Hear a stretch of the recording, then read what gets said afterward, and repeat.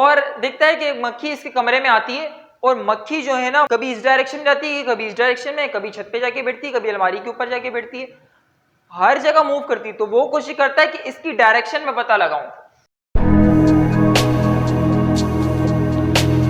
अस्सलाम वालेकुम students, this is Abu Huraira और आज हम अपना न्यू लेक्चर स्टार्ट करेंगे जिसमें हम कार्टेशियन कोऑर्डिनेट सिस्टम के बारे में पढ़ेंगे और कुछ टाइप्स ऑफ वेक्टर के बारे में पढ़ेंगे।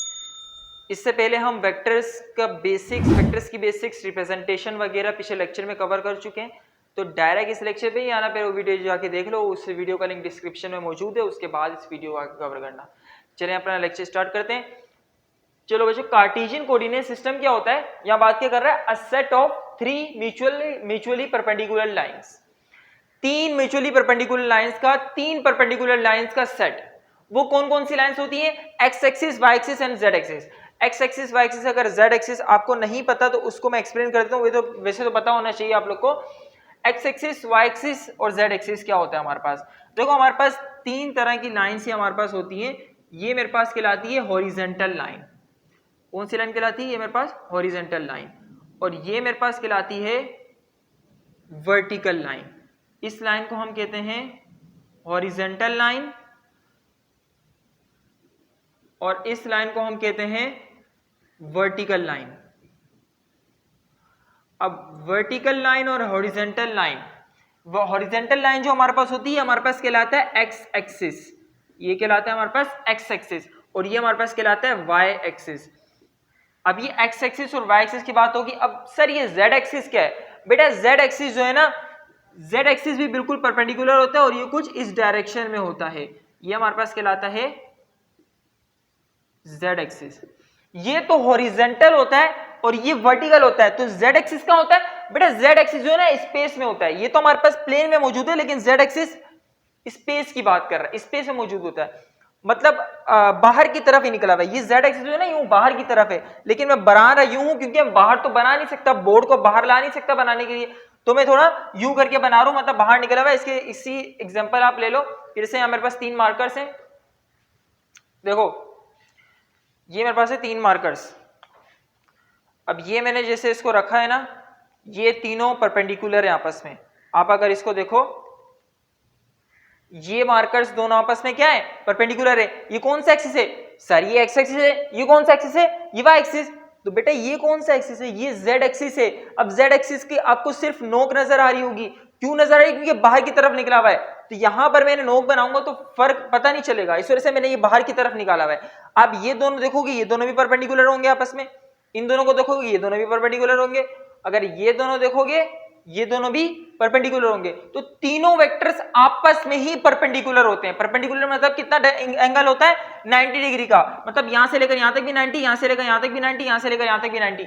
तीनों वेक्टर्स आपस में 90 डिग्री एंगल बनाते हैं, इस वजह से कहते हैं इसको म्यूचुअली परपेंडिकुलर लाइंस। और ये हमारे पास होती है X axis, Y axis and Z axis. अब ये जहां से स्टार्ट होती है ना, इनका एक कॉमन पॉइंट होता है। ये जहां से स्टार्ट होती है, इस पॉइंट को हम कहते हैं ओरिजिन पॉइंट। क्या कहते हैं इस पॉइंट को? ओरिजिन। ओरिजिन मतलब वो पॉइंट होता है हमारे पास जिसमें एक्स एक्सिस, वाई एक्सिस और जेड एक्सिस की वैल्यू तीनों जीरो होती है हमारे पास। तीनों क्या होती है? जीरो। सारी वैल्यू जीरो होती है, जीरो से स्टार्ट होती है वैल्यू, जाहिर सी बात है। एक्सिस भी स्टार्ट होगा जीरो से स्टार्ट होगा, वाई एक्सिस भी जीरो से स्टार्ट होगा, जेड एक्सिस भी जीरो से। तो सारी वैल्यू जीरो से स्टार्ट होती है, तो ये पॉइंट हमारे पास कहलाता है ओरिजिन, जिसमें सारी वैल्यू जीरो होती है। सही है बच्चों? With common point call origin to find out location of any point. अभी कार्टेशियन कोऑर्डिनेट से हमें क्या मिलता है? थ्री परपेंडिकुलर लाइंस तो बना देते हैं। अब इससे हमें हासिल क्या होता है? हमें क्या हासिल हो रहा है इससे? बेटा इससे हमें किसी भी पॉइंट की लोकेशन पता चलती है। अगर आपको किसी भी पॉइंट की लोकेशन पता करनी है तो आप कार्टेशियन कोऑर्डिनेट्स की मदद से, सिस्टम की मदद से पता कर सकते हो। इससे ना मैं आपको एक कहानी बताता हूं। इससे कहानी क्या है, रियलिटी यही है कि आपके पास कार्टेशियन कोऑर्डिनेट सिस्टम डिस्कवर कैसे हुए थे। ये पूरी एक डिटेल है कि कार्टेशियन कोऑर्डिनेट सिस्टम बने कैसे थे। कार्टेशियन कोऑर्डिनेट सिस्टम बेटा एक साइंटिस्ट था, रेने डिस्कार्ट्स। एक साइंटिस्ट था रेने डिस्कार्ट्स। अब ये साइंटिस्ट जो है ये ज्यादातर ना बीमार रहता था। बीमार क्यों रहता था वो मुझे वजह नहीं पता, लेकिन बीमार रहता था ये। सही है? बीमार जो रहता था, अभी अपनी कुर्सी पे बैठा हुआ था अपने कमरे में, और देखता है कि मक्खी इसके कमरे में आती है और मक्खी जो है ना वो कभी इस डायरेक्शन में जाती है, कभी इस डायरेक्शन में, कभी छत पे जाके बैठती है, कभी अलमारी के ऊपर जाके बैठती है, हर जगह मूव करती है। तो वो कोशिश करता है कि इसकी डायरेक्शन में पता लगाऊं। तो अब वो कैसे डायरेक्शन को पता लगाता है, देखो उसकी जो दीवार थी ना वो कुछ इस तरह बनी हुई थी, ये मैं बनाकर दिखाता हूं आपको।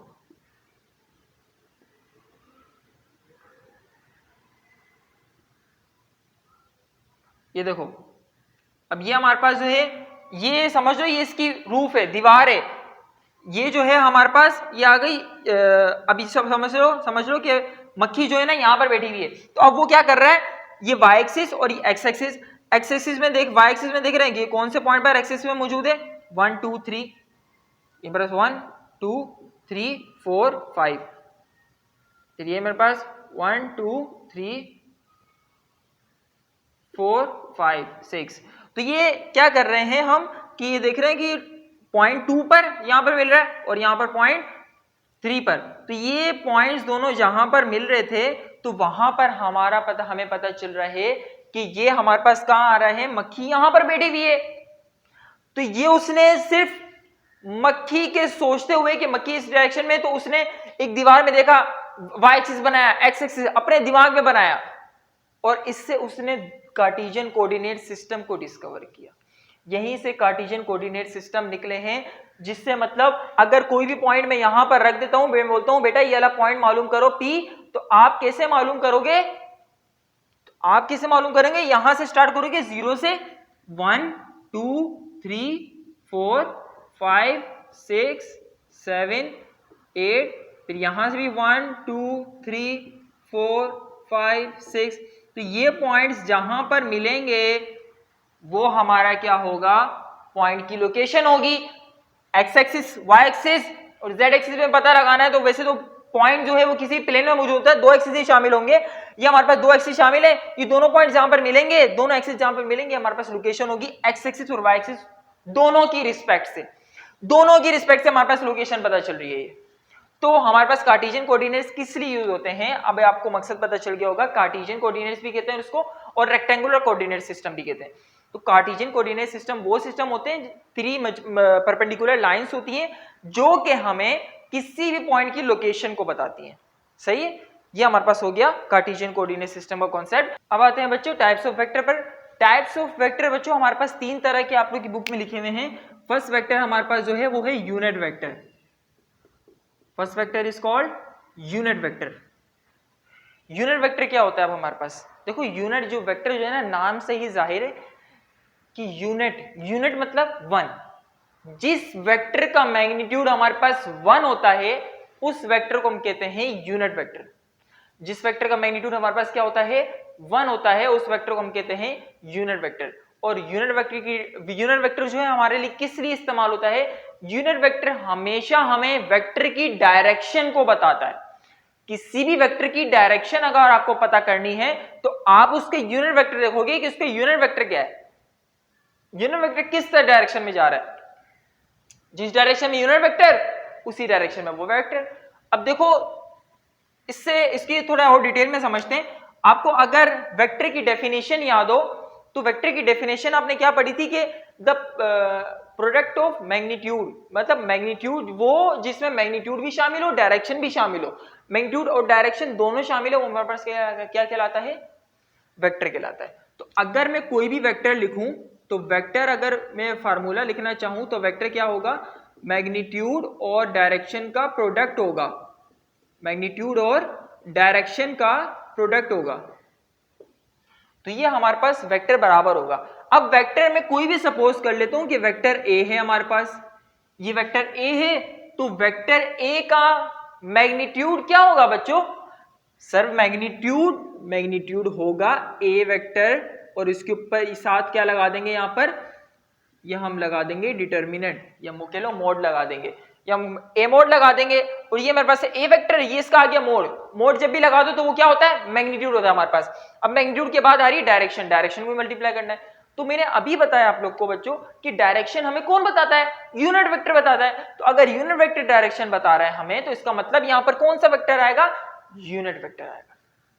देखो यूनिट वेक्टर ही है जो हमें डायरेक्शन बताता है किसी भी वेक्टर की। अगर ए वेक्टर है ना, ए वेक्टर की हमें डायरेक्शन को पता लगाना है तो हमें इसकी यूनिट वेक्टर पता होना चाहिए कि इसका यूनिट वेक्टर क्या है, इसकी यूनिट वेक्टर की डायरेक्शन क्या है। तो हमारे पास क्या होगा, इसके यूनिट वेक्टर, किसी भी यूनिट वेक्टर को जो है ना हमेशा स्मॉल अल्फाबेट से शो करते हैं। अगर ए है तो स्मॉल ए के दो, बी है तो स्मॉल बी के दो, सी है तो स्मॉल सी के दो, आप यू के दो, जरूरी नहीं है एक हो, आप यू वेक्टर के दो, जरूरी नहीं है कुछ भी कह सकते हो आप।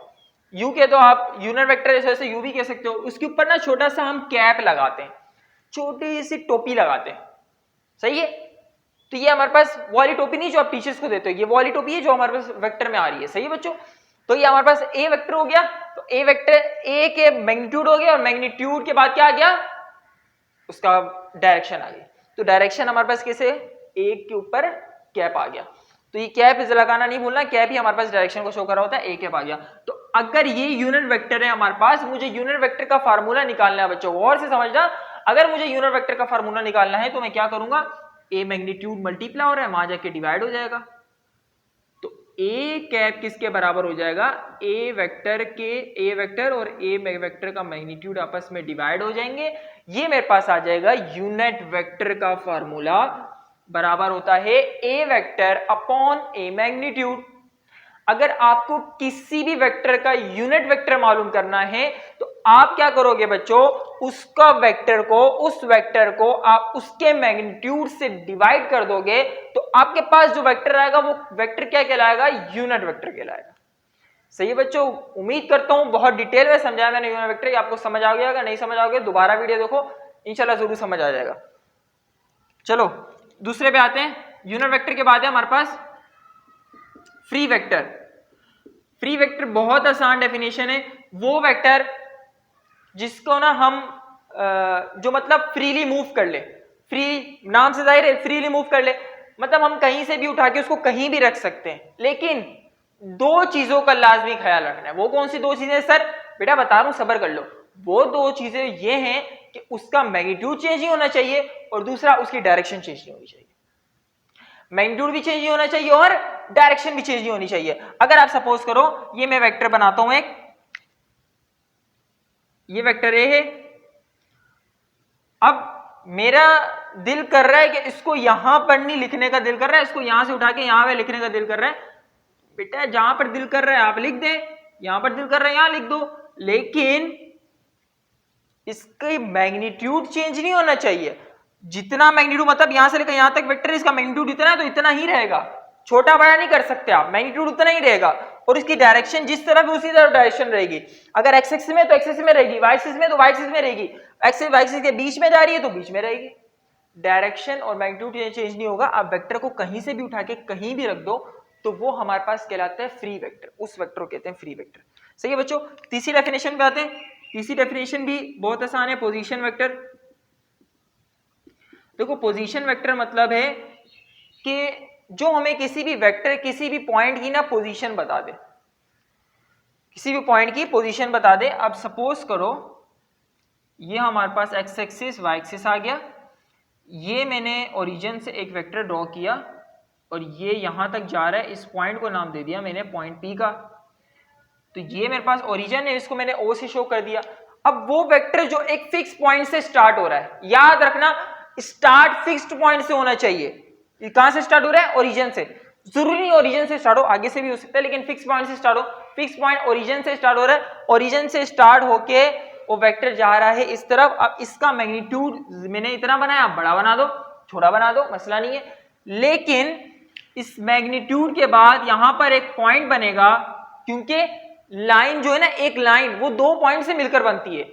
अगर ये बेसिक डेफिनेशन आपको नहीं पता तो मुझे बहुत हैरान हो रहा हूं मैं कि ये डेफिनेशन आपको क्यों नहीं पता। देखो जो बच्चों एक लाइन बनती है ना, वो दो पॉइंट से मिलकर बनती है। ये लाइन बनाई मैंने, एक ये पॉइंट एक ये पॉइंट, दो एंड पॉइंट्स होते हैं जिनकी मिलकर लाइन बनती है। तो एक ये पॉइंट है, एक ये पॉइंट है। एक पॉइंट तो ओरिजिन फिक्स्ड है, उसके बाद यहां पर एक पॉइंट जो है मालूम कर सकते हैं, इसकी पोजीशन मालूम कर सकते हैं कैसे, एक्स एक्सिस और वाई एक्सिस की मदद से। हम इसका वाई एक्सिस भी पता कर सकते हैं, एक्सिस का पॉइंट क्या है, वाई एक्सिस का पॉइंट क्या है, वो भी पता कर सकते हैं हम। तो ऐसा वेक्टर जिसे हमें किसी भी वेक्टर के जो लास्ट पॉइंट है ना, उस पॉइंट की पोजीशन मालूम हो जाए, तो उस पॉइंट को, उस वेक्टर को हम कहते हैं पोजीशन वेक्टर। दोबारा सुन लो, वो वेक्टर जिसमें हमें पॉइंट की, ये लास्ट पॉइंट की पोजीशन मालूम हो जाए, उस वेक्टर को हम क्या कहते हैं, पोजीशन वेक्टर। सही है बच्चों, ये हमारे पास थी कुछ टाइप्स ऑफ वेक्टर। उम्मीद करता हूँ ये लेक्चर आप लोगों को अच्छी तरह समझ आ गया होगा। कोई भी सवाल है आप लोग कमेंट सेक्शन में पूछ सकते हो। इंशाल्लाह नेक्स्ट वीडियो में मिलते हैं। जज़ाकल्लाह।